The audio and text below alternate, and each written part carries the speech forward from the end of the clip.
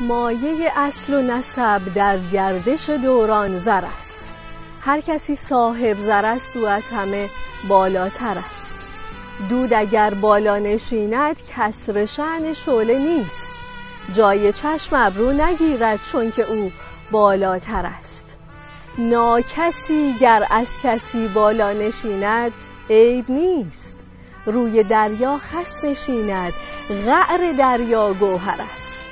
شست و شاهد هر دو دعوای بزرگی می کنند. پس چرا انگشت کوچک لایق انگشتر است؟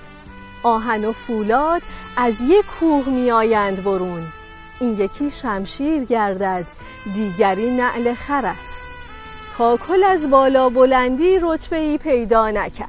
زلف از افتادگی قابل به مشک و عنبر است. صایبا عیب خودت گو عیب مردم را مگو.